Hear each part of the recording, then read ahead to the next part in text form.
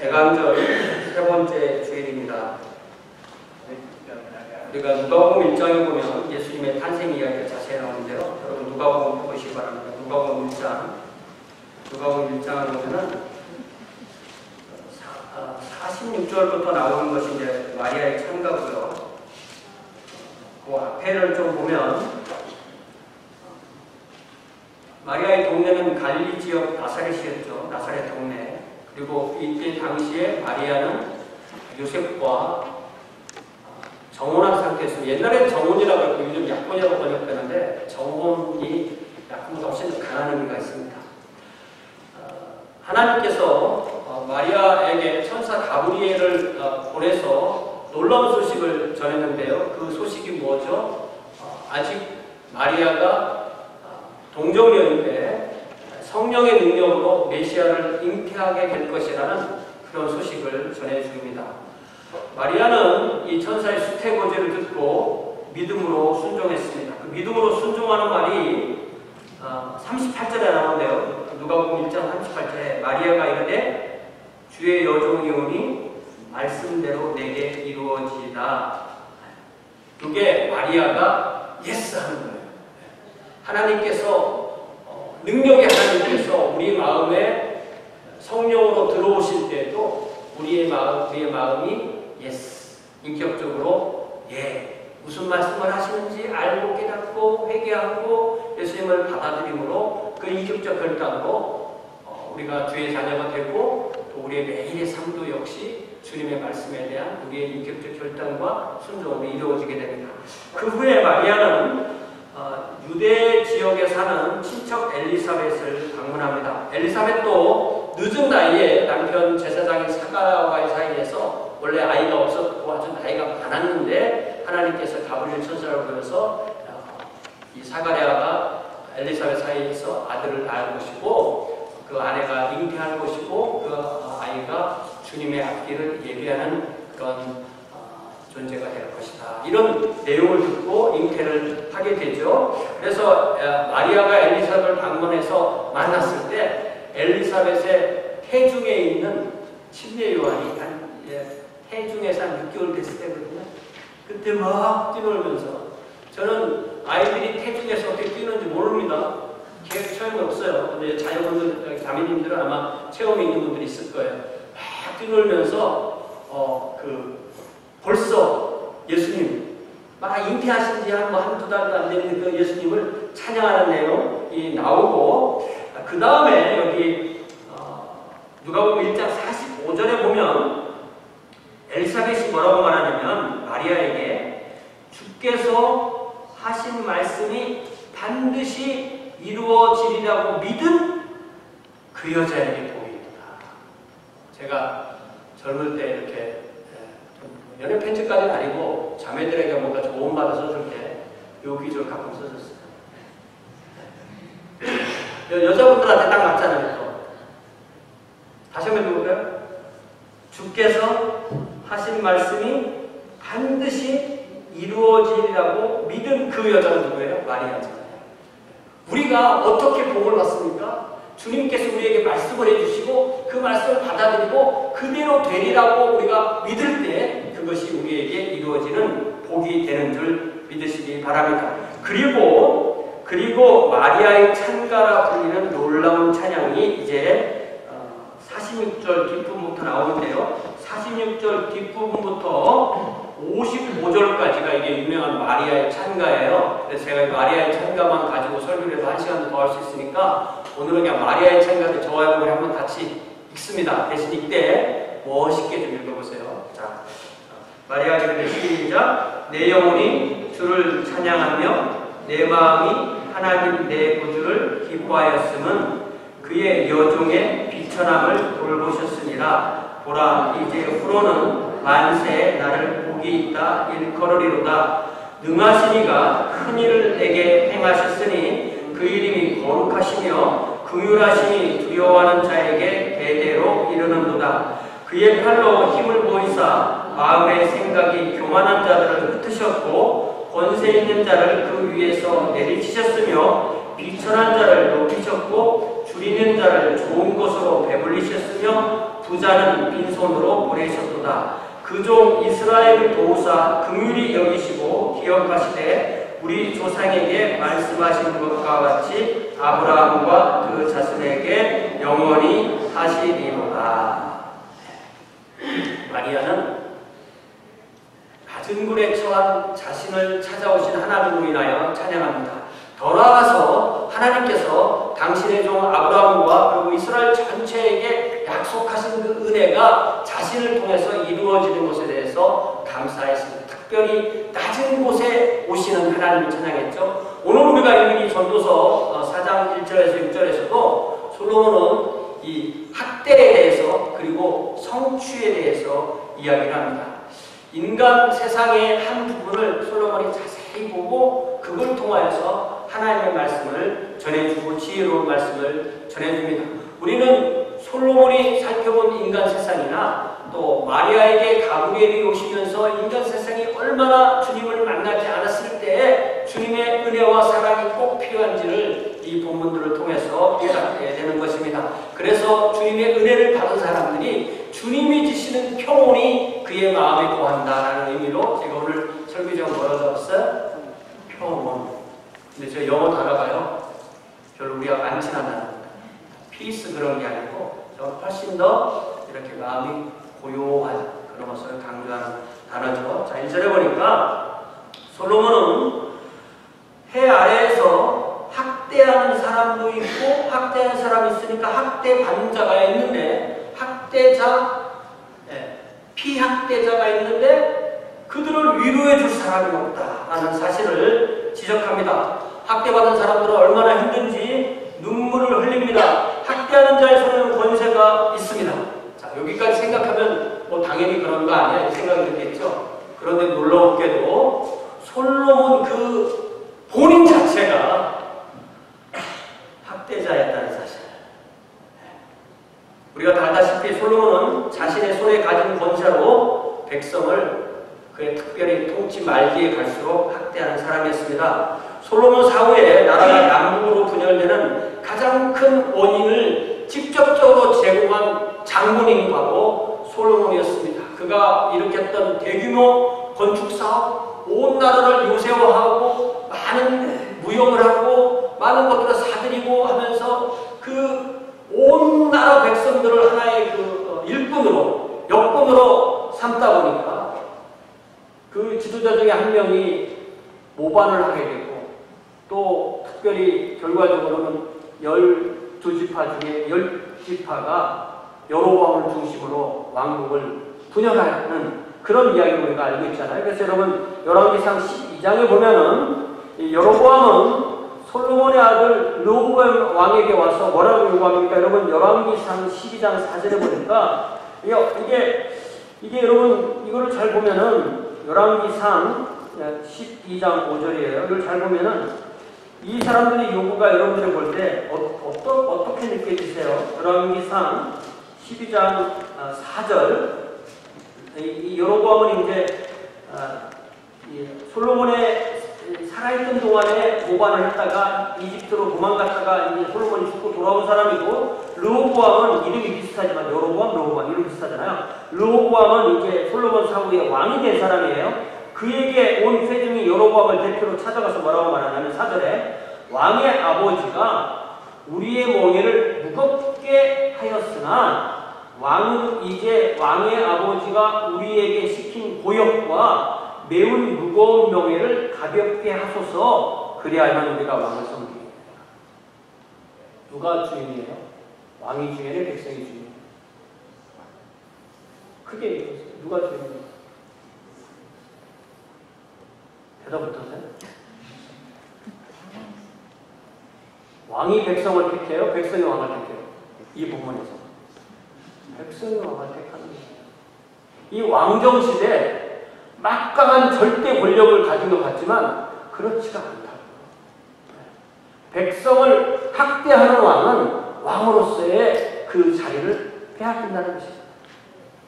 솔로몬이 얼마나 무거운 멍에로 자기 백성들을 학대했으면 이런 결과가 오겠는 거죠. 솔로몬이 그 사실을 알았을까요? 자기가 학대라는 이야기를 하지만 이게 나에게 적용되는 말씀이다 라는 생각을 했을까요? 저와 여러분 어떻습니까? 나는 힘이 없어서 학대하지 않는다 이런 생각하세요? 나는 내 평생 을의 입장에만 있었지 갑의 입장에 선 적이 없었다 이렇게 생각하세요? 아마 그렇지 않을 겁니다. 내가 갑의 입장에 설 때가 있는데 갑질을 하는 갑입니까? 아니면 섬기는 갑입니까? 내가 을에 있을 때 내가 잘 성실하게 나일을 하는 을입니까? 아니면 윗사람에게 불편한 일시키기 어려운 그런 일입니까? 보통은 어떤 사람이 완전히 갑인 사람도 없고 완전히 을인 사람도 없어요. 누구에게는 갑이 되고 누구에게는 또 을이 됩니다. 네. 세상을 떵떵거리면서 힘이 있을 사람, 그 사람도 집에 가보면 그 사모님이 갑인 경우가 많아요. 네. 그렇기 때문에 나는 항상 갑이야, 나는 항상 을이야 라고 하지 않습니다. 자, 그러면 우리 주님은 우리에게 무엇을 어떻게 살아야 된다고 말씀하셨죠? 여러분 마가복음 10장을 보세요. 이 마가복음 10장은요 우리 뇌리 속에 정말 그 못처럼 우리의 가슴 속에 못처럼 박혀야 되는 이 말씀이 마가복음 10장인데요. 예수님께서 십자가를 지시고 이제 곧 돌아가시려고 하는 그 며칠 남겨놓지 않은 그 주간에 제자들은 그때까지도 예수님이 왕이 되면 내가 예수님의 오른편에 앉아있어야 되나 왼편에 앉아있어야 되나 내가 예수님은 최고이시지만 내가 그 다음 자리는 나야 하고 서로 싸우고 있을 때 우리 주님께서 여기 41절에 보니까 42절에 보니까 제자들을 다 불러다 놓고 싸우니까 그 중에 특히 야고보가 요한이 더 있어요. 싸우니까 이방인의 집권자들은 그들을 임의로 주관하고 그 고관들이 그들에게 권세를 부리는 줄 너희가 알고 이게 갑질입니다. 이걸 오늘날로 말하면 이게 아주 심한 갑질이에요. 자, 알거니와 너희 중에는 그렇지 않을지니 너희 중에 누구든지 크고자 하는 자는 너희를 섬기는 자가 되어 우리 주님의 삶의 철학, 우리 주님의 인생의 사명, 주님이 사시는 방식은 바로 뭐냐면 섬기는 거였어요. 그러니까 내가 어느 자리에 있든 나는 섬길 수가 있습니다. 그러시면서 너희 중에 누구든지 으뜸이 되고자 하는 자는 모든 사람의 종이 되어야 하리라 이렇게 말씀하십니다. 우리는 어느 자리에 있든지 내가 종이다, 내가 노예다라는 사실을 잊지 말아야 됩니다. 그래야만 우리는 갑질하지 않고 섬길 수 있습니다. 바르게 섬길 수 있습니다. 그러시면서 우리 주님은 45절에서 우리 주님의 인생 사명문, 우리 주님의 비전 스테이트먼트라고 할 수 있는 45절 말씀이 나오는데 같이 읽어볼까요? 시작! 인자가 온 것은 섬김을 받으려 함이 아니라 도리어 섬기려 하고 자기 목숨을 많은 사람의 대성물로 주려 함이라. 그렇습니다. 우리가 주님을 따른다는 것은 주님처럼 산다는 뜻입니다. 주님처럼 산다는 것은 주님처럼 섬기고 주님처럼 대속한다는 거예요. 섬김은요 쭉 매일의 삶에 늘어놓은 거예요. 그것을 하나의 정으로 딱 수렴하면 그게 바로 대속입니다. 대속의 정의는 뭐냐면 잘못은 다른 사람이 하고 책임은 내가 지는 걸 대속이라고 그래요. 그런 거 혹시 하기 싫죠? 그렇게 하는 것이 주님의 삶입니다. 자, 이제 솔로몬은 2절에서 나는 아직 살아있는 자들보다 죽은지, 그러니까 살아있는 산자들, 이런 걸 동어 반복이라고 하거든요. 이렇게 글 쓰면 안 돼요. 그런데 일부러 이렇게 썼어요. 살아있는 산자보다 죽은지 오랜 죽은 자들, 더 강조하려고 이렇게 씁니다. 그러면서 차라리 죽은 자가 더 복되다. 왜냐하면 그들은 이 모든 학대와 악을 경험했지만 이제는 죽고 나서 더 이상 그런 학대를 안 당하니까 그 자들의 복되다. 충분히 얘기하는 말이죠. 그런데 3절에서는 뭐라고 말하냐면 이 둘, 다시 말하면 지금 학대를 당하는 사람이든 지금 고난을 보는 사람이든 아니면 이미 죽은 사람이든 그 둘보다 더 행복한 사람은 아직 출생하지 아니하여 해 아래서 행하는 악한 일을 본 경험이 없는 자가 더 복되다 이렇게 말했어요. 자, 그러면 우리가 여기서 신학적인 질문이 생기겠죠? 사람이 태어나기 전에 있나? 여기 보면 이 말씀에 보면 있는 것라고 정의를 해도 될 것 같잖아요. 그죠? 그래서 어느 정도 오해의 여지가 있거든요. 만일 태어나지 않은 자가 실제로 영혼이 실제로 존재한다면 우리가 부모에 의해서 어머니의 태중에 딱 잉태될 때 우리의 영혼이 부모에게 오는 게 아니라 영혼이 있다가 잉태되는 순간에 뿅 날아가 습관에 들어가는 건가? 영혼 선제설이라고 해요. 그런 것이 맞나? 라는 생각이 들 거예요. 근데 이 본문은 그런 것을 말하려고 한 본문이 아닙니다. 이 본문이 강조하는 것은 아예 태어나지 않는 것이 이 모든 고생을 보는 것보다 낫다. 이런 뜻이에요. 제가 어릴 때 그 한국의 그 메인 가수 그 이용국 씨라고 그분이 사랑하는 어머니 왜 나를 낳으셨나 그 노래 부르고 엄청 욕을 먹었어요. 기억나세요? 조기영 목사님 좀 기억나요? 무지무지 욕을 먹었어요. 그때는 라디오가 중심이었던 시대인데 아무리 힘들어도 부모에게 그런 말 해서는 안 됩니다. 그런 식으로 차라리 태어나지 않는 게 좋다. 또 제가 또 한 중학교 고등학교 다니면서 이 시내버스 타고 다니니까 서울의 사람들은 그런 말을 한대요. 이 시내버스 그 안내하는 그 자매님들이 청량리 다음에 중량교가 있나 봐요. 잘 몰라. 저는 서울지는 모르니까. 근데 청량리 중량교가 청량리 중량교 차라리 중량교가 이렇게 지나가는 제가 어릴 때 들었습니다. 네, 이런 말 들어본 적 없으세요? 한 명도? 누구? 네, 한 명이 있잖아. 네, 그 들었죠. 그런 얘기를 하는 거예요, 지금. 솔로몬이 하는 얘기가 그런 얘기입니다. 그래서 차라리 태어나지 않는 것이 태어나서 이미 악을 체험하는 것이나 그러다가 죽는 것보다 더 낫다는 말이죠. 그래서 하나님의 은혜와 복이 없다면 우리 인생은 고난의 바다예요. 우리 인생은 고해인 거 맞습니다. 하나님이 계시지 않는다면 우울증에 빠지지 않는 이상한 겁니다. 인생이 험한 거니까. 인생이 괴로운 거니까. 그러나 해 아래서는 악과 허무와 슬픔뿐이지만 하나님이 계시기 때문에 하나님이 계신 아래 해가 있기 때문에 우리는 비록 해 아래에 있지만 하나님 아래에 있기 때문에 이 모든 허무와 악과 고통과 슬픔을 이겨내고 하나님 안에서 행복하고 의미 있게 삶을 살 수 있는 충분한 권리가 있고 그렇게 살 수 있다는 것이 바로 하나님의 말씀이고 전도서의 말씀인 줄 믿으시기 바랍니다.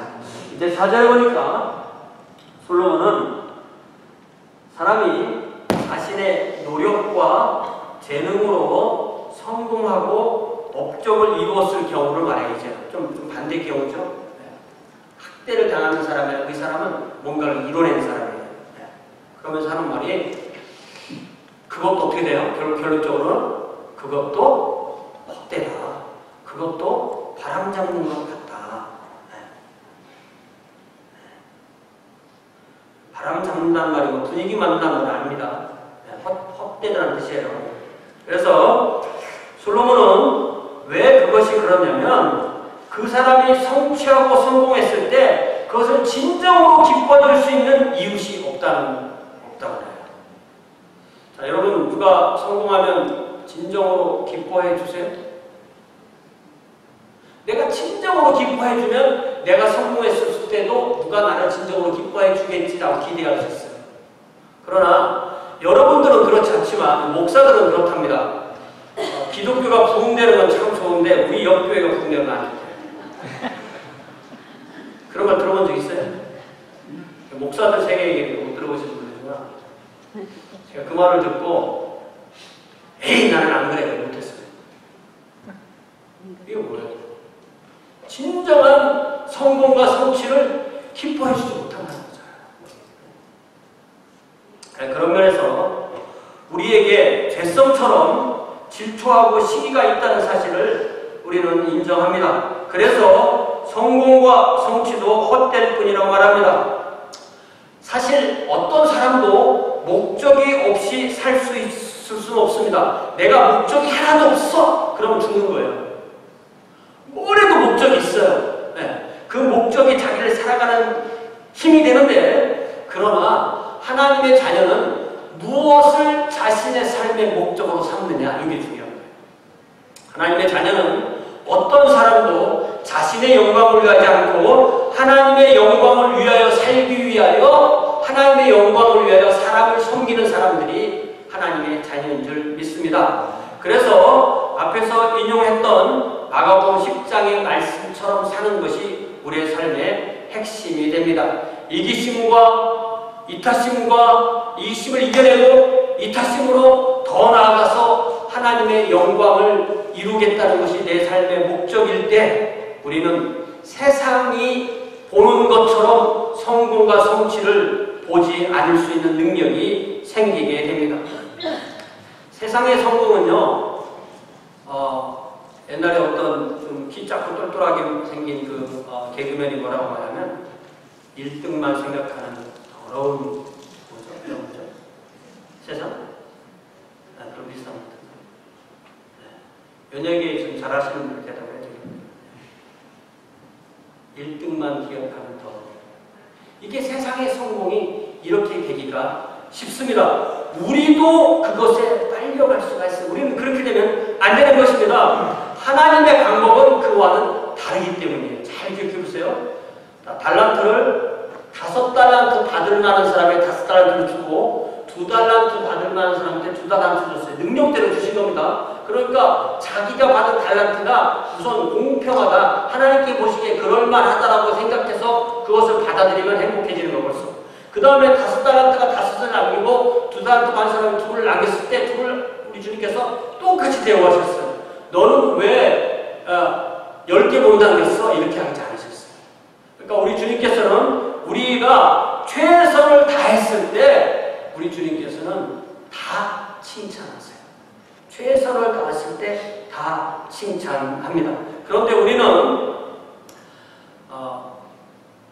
저 사람이 나보다 잘났어, 아니면 내가 저 사람보다 잘났어, 이런 것에 매몰되기가 쉽습니다.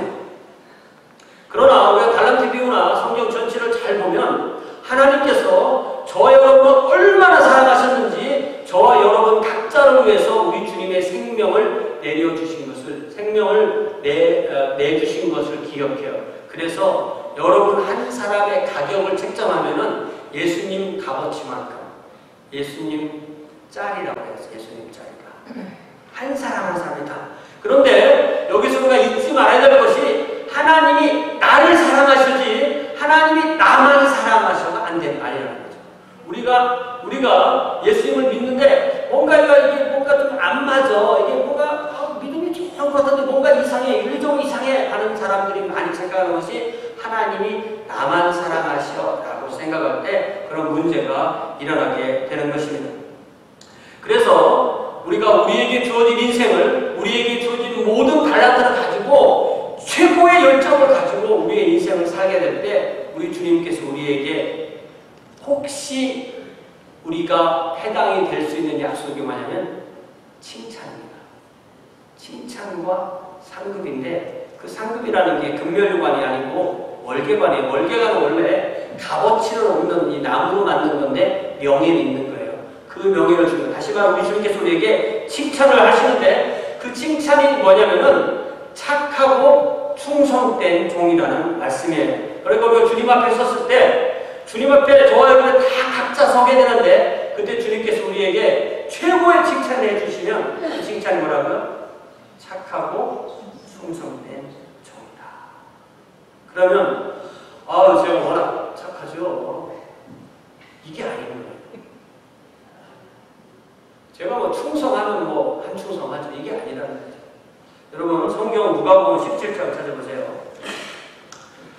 우리가 혹시 하나님께 칭찬을 들었을 때 우리는 어떻게 해야 되나?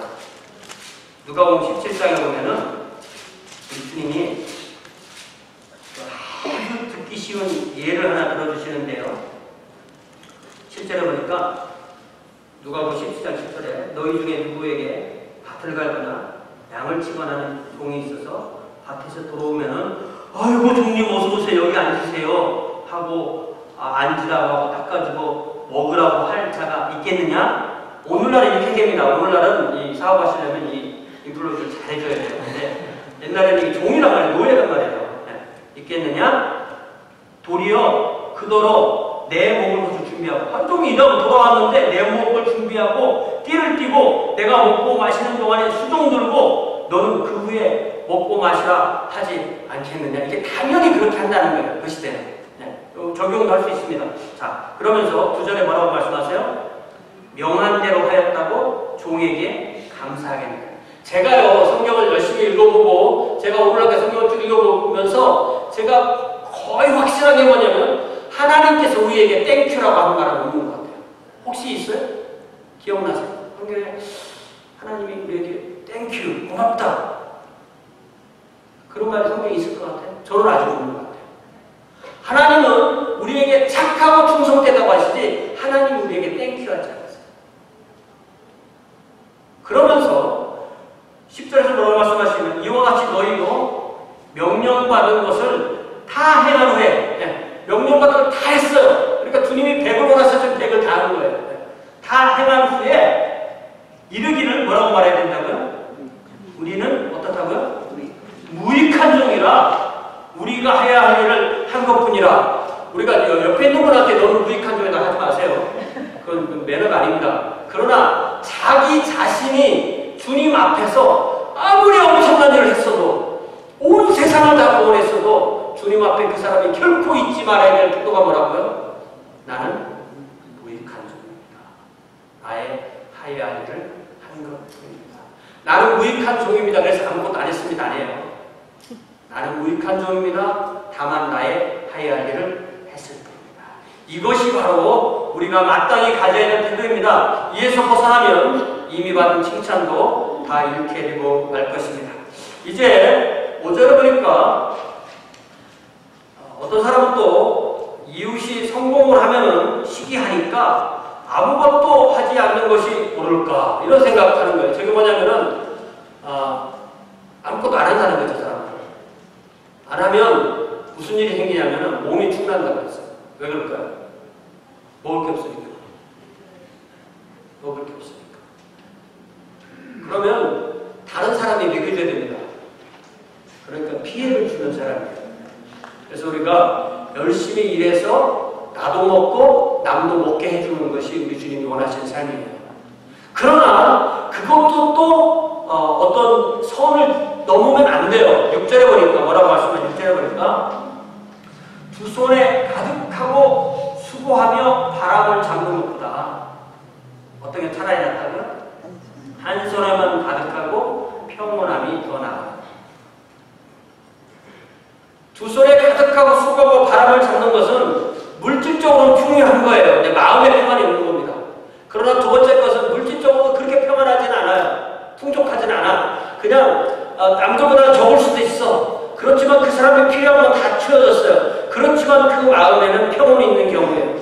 다시 말하면 수단과 방법을 가리지 않고 오직 성공과 성취에만 목표를 줘서 그런 사람, 그 사람 때문에 우는 사람이 얼마나 많을 것이고 그 사람 때문에 밟힌 사람이 얼마나 많을 것이고 얼마나 법을 어기고 얼마나 룰을 어겨서 두 손에 가득하고 했지만 그가 침대에 누웠을 때는 마음에 평안이 없다면 그것은 결국 바람을 잡는 것밖에 되지 않는다. 헛된 것이라고 그렇게 평가를 합니다. 최선을 다해서 일하되 다른 사람에게 피해를 끼치지 않고 조금 적게 얻더라도 함께 사는 법을 찾으라는 말씀입니다. 그래서 한 손에만 가득하고 평온함이 더 낫다.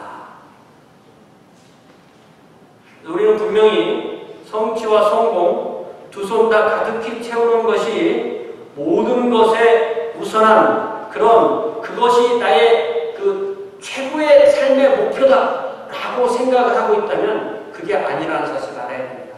우리는 최고의 열정으로 주님 앞에 삶을 살아야 되지만 그것이 세상의 법을 어긴다든지 하나님께 주신 삶의 방식을 어기는 것은 결코 아닙니다. 나의 진정한 목적은 하나님을 바르게 섬기고 그를 통해서 하나님께 영광을 돌리고 나의 노동을 통해서 다른 사람을 섬길 수 있는 것, 그것이 바로 우리의 삶의 목표가 되어야 될 줄 믿습니다. 그렇기 때문에 이 솔로몬의 말한 두 손에 가득하고 수고하고 바람을 잡는 그런 삶을 살기를 포기하고 차라리 한 손에만 가득해도 평온함과 주님을 섬기고 이웃을 섬기는 그런 삶을 살아야 되겠다고 그렇게 우리 자신을 붙들어야 될 줄 믿습니다. 그런 면에서 우리가 그렇게 살 때 우리 주님께서 우리에게 평온함을 주시고 기쁨을 주시고 또한 즐겁게 하루하루를 살 수 있도록 하신다는 말씀이 됩니다.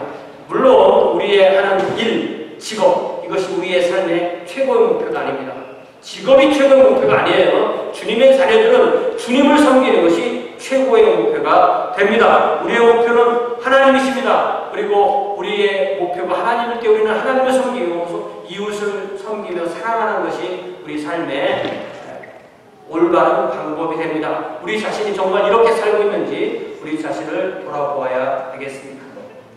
이제 말씀하시겠어요. 우리 주님께서 이제 30살쯤 되셔서 갈릴리 지역에서 하나님의 왕국 사역을 시작하실 때 마태복음, 제가 주보에서 드린 마태복음 4장에 보면은 이사야의 예언을 인용하면서 그 우리 주님이 사셨던 그 갈릴리 지역을 수불론 땅, 납달리 땅, 요단강 저편 해변길 이방의 갈릴리라고 말씀하세요. 왜 갈릴리를 이방의 갈릴리라고 부르셨나? 왜냐하면 단지 유대인만 아니라 저와 여러분처럼 이방인을 포함한 많은 사람들이 그 갈릴리 지역에 살았고 처음부터 우리 주님 유대인만 위해서 오시지 않고 유대인과 이방인 모든 하나님의 자녀들을 위해서 오셨다고 말씀하고 있습니다. 그러면서 마태는 뭐라고 하냐면 이사야를 인용하면서 그들은 흑암에 앉은 백성이고 사망의 땅과 그늘에 앉은 백성이라고 말합니다. 그들에게 우리 주님께서 오실 때 빛이 오신다고 했어요.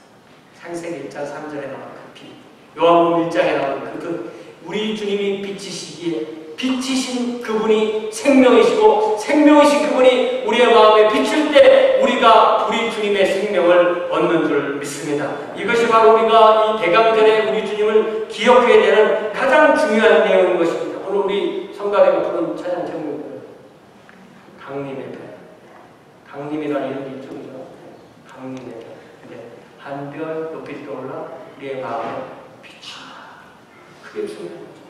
그 빛이 우리 각 사람에 비치는 그것이 바로 대강절의 중요한 메시지가 되는 줄 믿습니다. 자칫 인생의 지나친 목적이나 혹은 무의미함에 빠져서 우리 스스로를 파괴하고 무의미하게 하루하루를 살아가기 쉬운 때 다시 우리가 주님의 말씀을 기억하고 주님의 우리 마음에 빛을 비춰주심으로써 우리가 이 진정한 대강절의 한 주간을 또 보내면서 주님께 영광 돌리는 저와 여러분 되시기를 주님의 이름으로 축원합니다. 그럴 때 주님께서 주시는 힘을 주시는 것 안에서 우리의 손으로 열심히 일하고 또 주님이 주신 평안함이 저와 여러분의 마음속에 임할 수 있기를 주님의 이름으로 축원합니다. 함께 기도하겠습니다. 사랑의 아버지 하나님, 이 시간에 다시 한번 우리 주님의 오심을 기억하며 우리의 삶이 주님 앞에 어떻게 살아야 되는지 돌아보기를 원합니다. 주님께서 섬기신 것처럼 우리도 섬기게 하옵소서. 주님께서 대속하신 것처럼 우리도 대속의 죽음의 길로 나갈 수 있도록 인도하여 주옵소서. 예수님의 이름으로 기도하옵나이다.